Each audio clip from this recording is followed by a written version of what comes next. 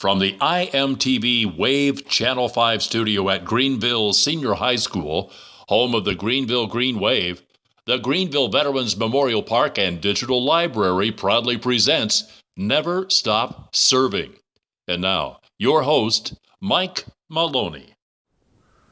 Hello, everybody, and welcome to our 11th episode of Never Stop Serving. We are so proud to be at our 11th episode. We're equally proud. I'm sure you just saw the brand new intro. If you're one of those people, one of the few people that follow our show, you know that it's a new ending and beginning, you'll see. So we want to give a special thanks to George Weimer for lending us his voice for the announcements. And also very special thanks to the writers of our original song, Jacob Beakey and Matt Houston. And also singing is Victoria Lucy. So much appreciation to them, and we're always appreciative of IMTV, Tara Eichelberger, and Austin Hayes for helping in the back room there, and our lovely teacher, Lori Hoover. Great thanks to them. Also, this is our first episode of in March, which is Women's History Month. So we wanted to give a big shout out to Pauline York. Hopefully we'll have a picture up here right now of Pauline York. She is the first and only female commander of VFW Post 7262. Having a female commander at a VFW post is very rare, so we want to give a shout out to Pauline. Her niece was our guest for Never Stop Serving 7. You can go back and check that out. You can go back and check anything out you want. We've got some pictures of Pauline also on our Facebook page, giving her the props for Women's History Month. Also, Women's History Month, I want to show you another picture here. This is of my sister-in-law, who lives in Las Vegas with my brother, Elaine Maloney. It's Women's History Month. She is a Navy veteran. There she is.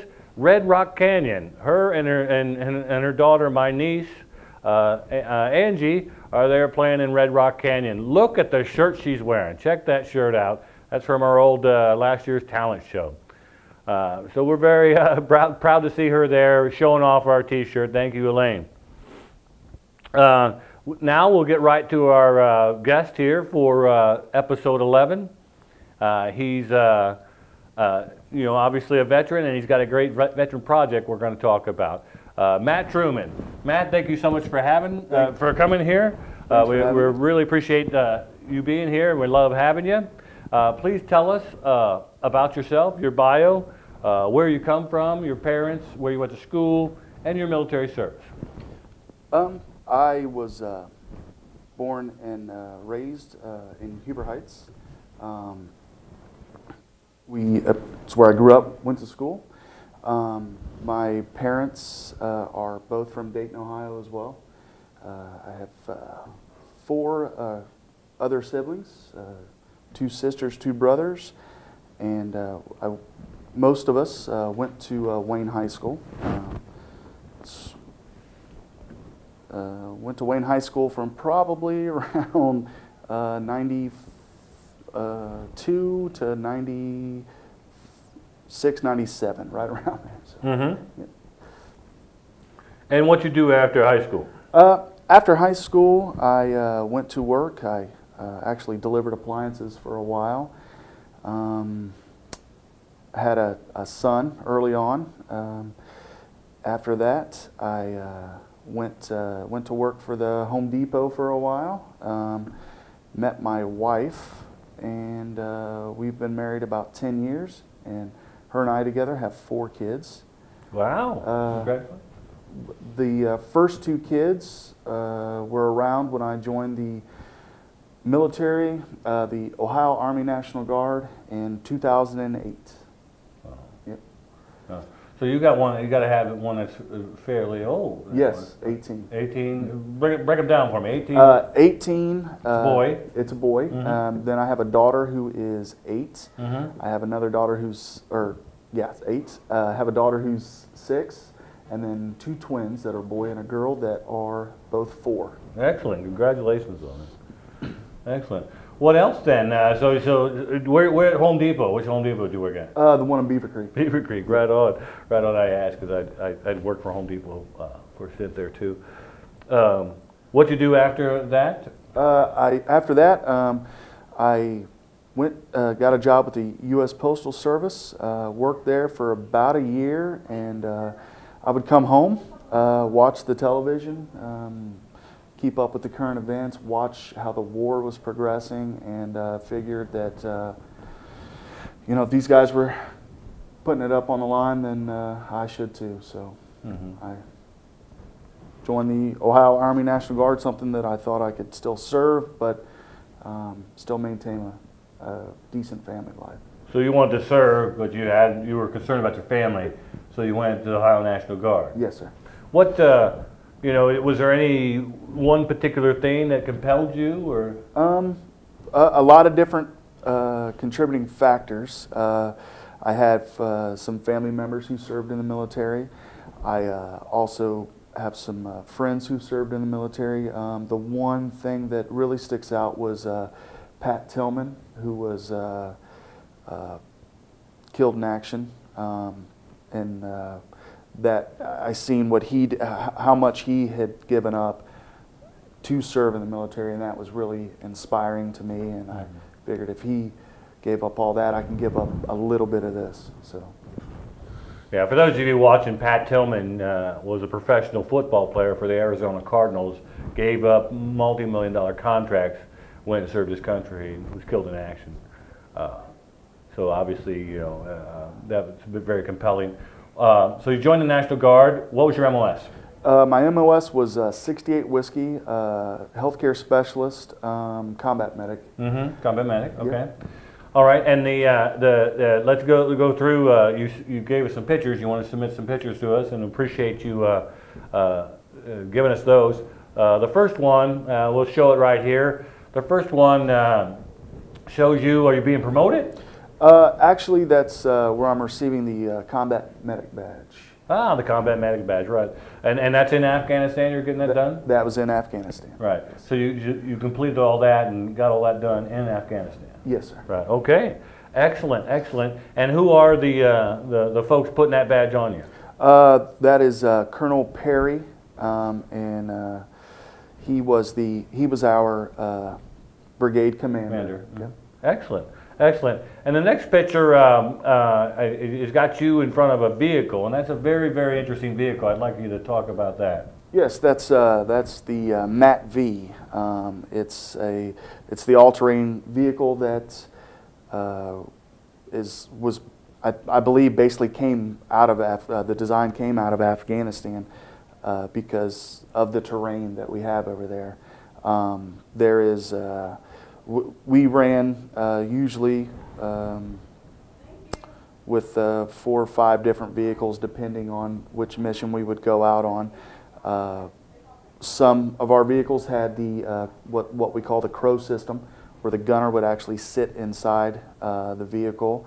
Other vehicles were actually a mounted turret weapon system that they would use.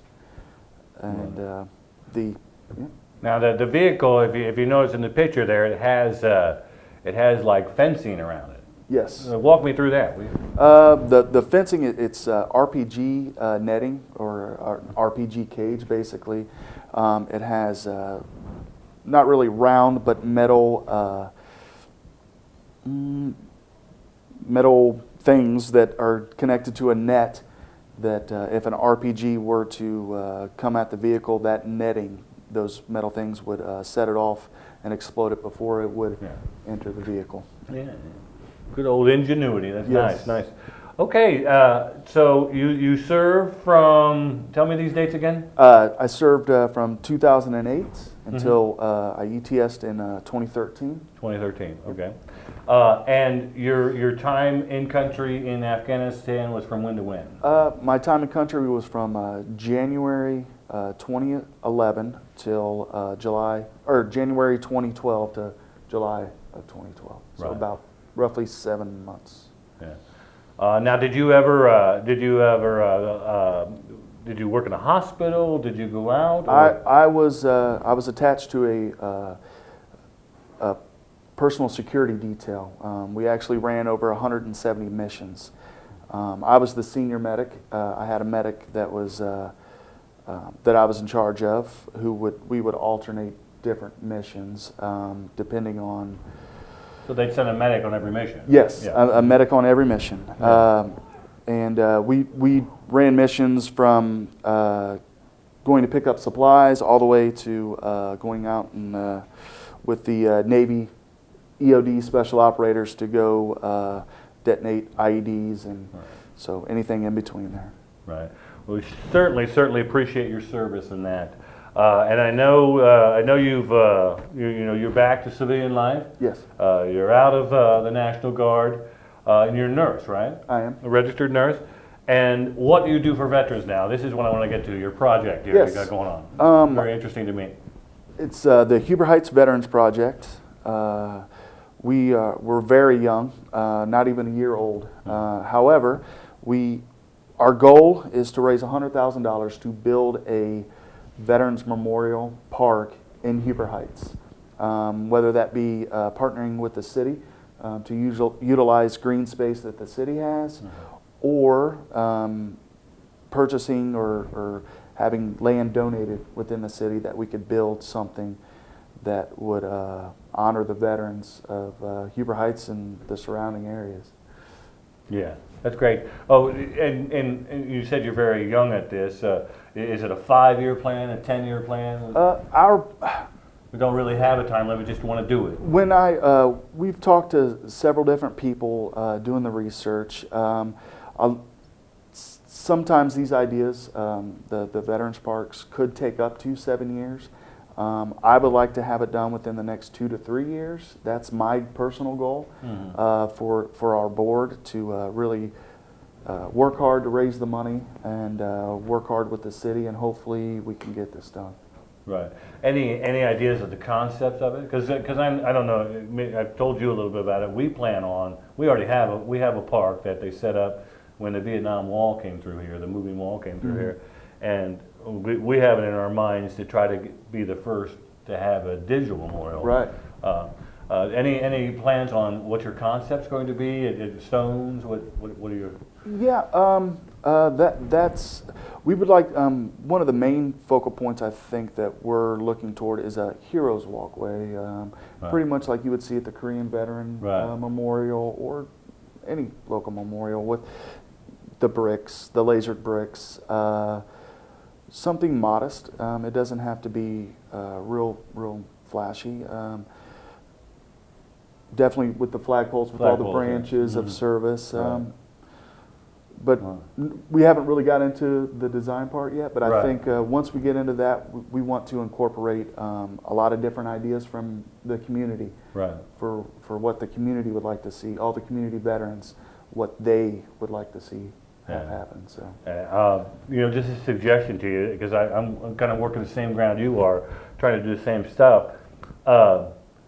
Wright State, the veteran guy at Wright State said, contact Ohio State, because Ohio State apparently has a premier architecture that the students, would love to put their name or create something like that. So I'm going to reach out to them. Maybe we can do the same thing. As far as designs of that, because obviously architecture and stuff like that is going to be expensive. Certainly. But if the students do it, stuff like that, like what we're doing here is, the idea. That's great. But that's great, and I wish you luck on that project.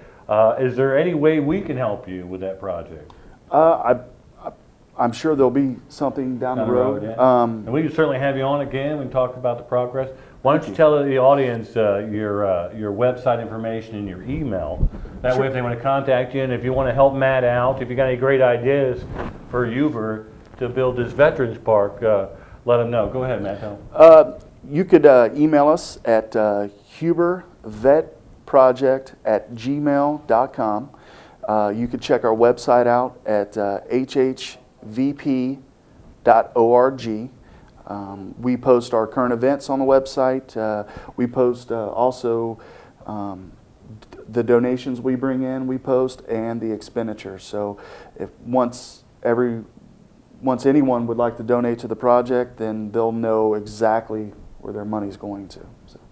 Excellent, excellent. And you're also a member of some veterans organizations? I am. I'm a member of the VFW in Heber Heights. What's the? I believe it's 3982. 3982. And you said you were a member of AMVETS also? Member of AMVETS. All right. Well, hey, thank you for your service, and thank you for never stop serving. Anything else you'd like to share with us? No, that's it. Appreciate you being on the show. Thank you very much. Thank you so much. All right, everybody. Thank you. That's it. Episode 11's in the books.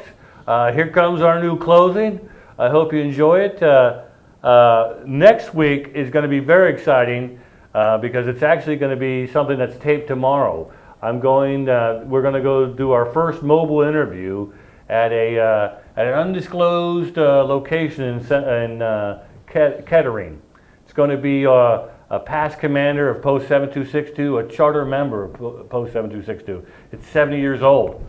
So we're going to go to Kettering, and we're going to talk to Harold Stauffer. So that's going to be that's going to be episode 12. Episode 13 promises to be a very high-ranking woman in the VFW ranks. And we're going to talk to her for Women's History Month and see what she has to say and see how she never stops service. Thank you all. We'll see you next week.